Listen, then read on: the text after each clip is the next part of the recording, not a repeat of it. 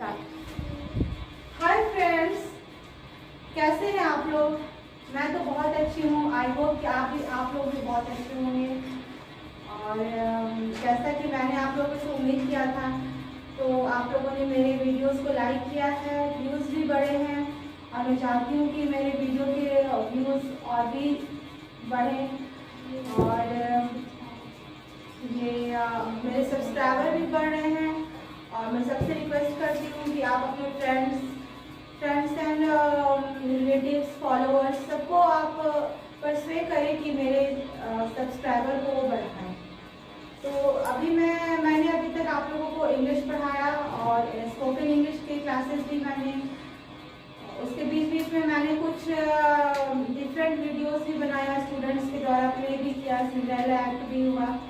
आज मैं कुछ हिस्ट्री के बारे में बताने जा रही हूँ, तो मेरे साथ जुड़े रहिए, देखिए कि मैं हिस्ट्री के बारे में क्या बताती हूँ। तो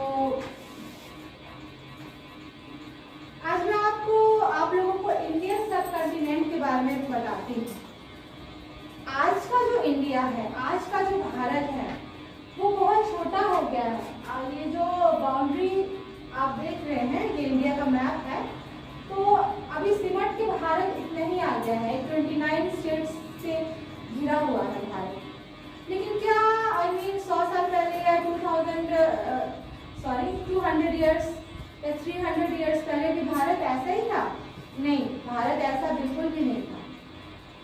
जो भारत बस अभी जो ये 28 स्टेट्स है, बस इतना नहीं था, बल्कि बाकी इंडिया सब कॉन्टिनेंट के नाम से जाना जाता था। इसमें कि ये पूरा एरिया आता था आपका अफगानिस्तान, पाकिस्तान, चाइना, नेपाल, भूटान, म्यांमार, बांग्लादेश, ये सारा हमारा इंडिया ही था।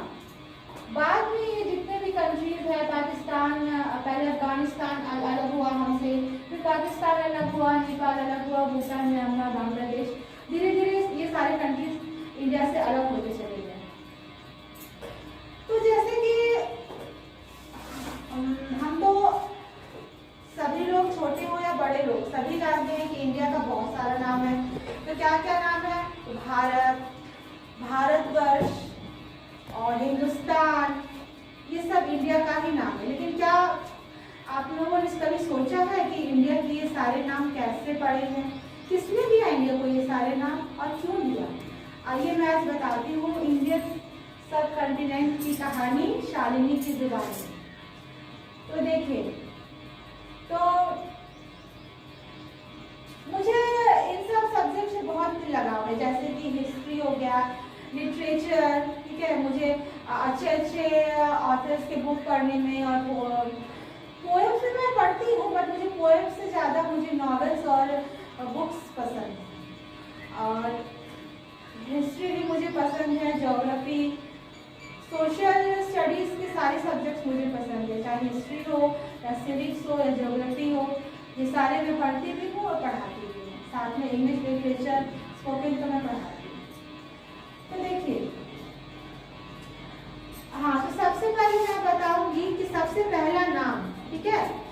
तो सबसे पहला नाम क्या था? वो था हमारा सबसे ओरिजिन से, मतलब जब ऋषि मुनियों का ये देश था, जब ऋषि मुनि रहते थे पास्ट में, तो इस देश का नाम था भारतवर्ष।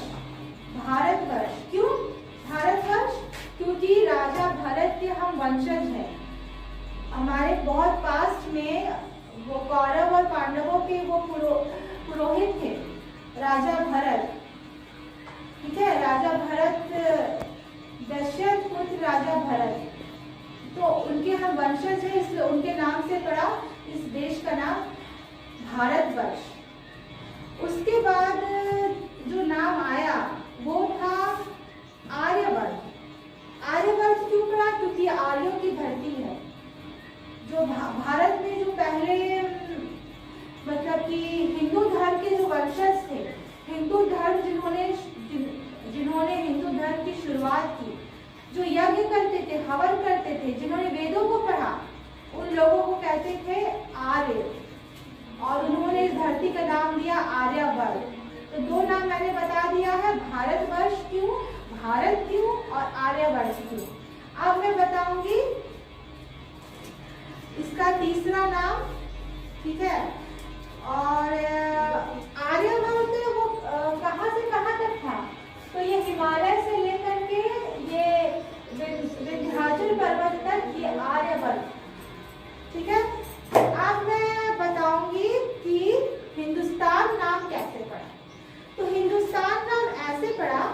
13th सेंचुरी में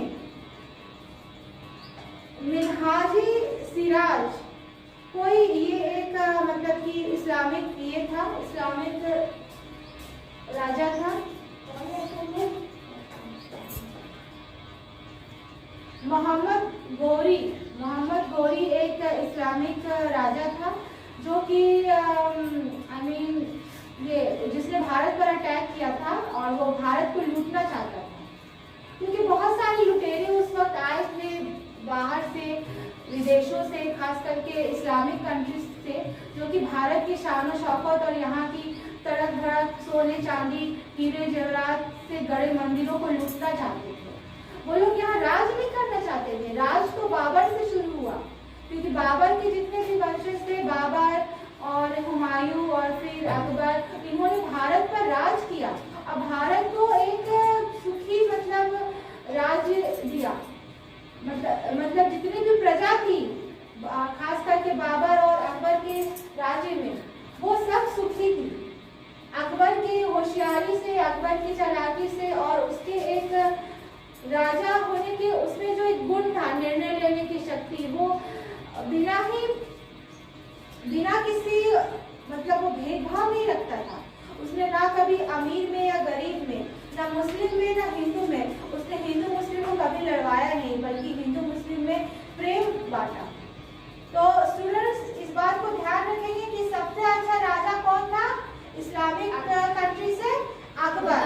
सबसे अच्छा राजा कौन था? अकबर। सबसे चालाक राजा कौन था? अकबर।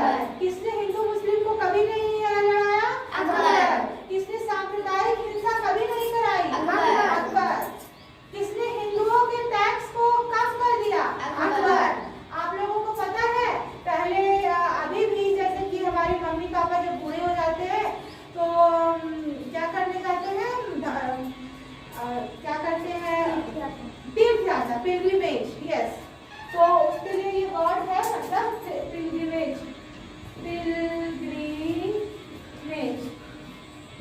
तीर्थ यात्रा करने जाते हैं। यस, तो तीर्थ यात्रा करने के लिए उस वक्त जब मुसलमानों का शासन था इस देश में, तो टैक्स देना पड़ता था। अभी तो जब हम तीर्थ यात्रा करने जाते हैं, या हम केदारनाथ जाए या बद्रीनाथ जाए या वैष्णो देवी जाए, तो खुशी इधर सुनो, जब अभी हम अगर वैष्णो देवी, केदारनाथ या बद्रीनाथ जाते हैं तो हमें सरकार से छूट मिलती है, सरकार से हमें मतलब कि ये मिलती है, मतलब सरकार से हमें सुविधा मिलती है जाने की। क्या मिलती है? सुविधा मिलती है। और वहाँ के मतलब कि रेट को कम करके रखा जाता है ताकि गरीब इंसान भी तीर्थ यात्रा कर सके, हाँ जा सके। लेकिन उस वक्त जो है उल्टा ही कर देना पड़ता था। कर मतलब टैक्स, कर मतलब टैक्स। अगर आपको तीर्थ यात्रा जाना है हिंदुओं को, तो उनको कर टैक्स देना पड़ता था, तब वो जाते थे। तो टैक्स देने की वजह से तीर्थ यात्रा बहुत महंगी पड़ जाती थी। लेकिन अकबर ने हिंदुओं को इतना प्रेम दिया था, उसने हिंदुओं को इतना चाहा था कि उसने टैक्स हटा दिया था तीर्थ यात्रा से, जिससे कि सारे हिंदू बहुत ही खुश थे, बहुत ही खुश थे। तो इसलिए मेरे अनुसार और सबके अनुसार ये अकबर ही एक ऐसा मुसलमान राजा था जिसने कि हिंदुओं को और हिंदुस्तान की प्रजा को हमेशा खुश रखा। तो अब मैं वापस अपने टॉपिक पे आती हूँ। तो मोहम्मद गौरी ने एक मतलब किताब में इस रीजन को, बस इतने, ये पूरे इंडिया भारत को नहीं, बस आधे ही रीजन को, अफगानिस्तान, पाकिस्तान, चाइना, नेपाल और ये यूपी वाला जो इतना रीजन है, इसको नाम दिया था हिंदुस्तान। ठीक है, आज हम जानते हैं ये हिंदुस्तान पूरा हिंदुस्तान है। आई मीन कि कश्मीर से लेकर कन्याकुमारी तक है ना हिंदुस्तान, हम तो ये जानते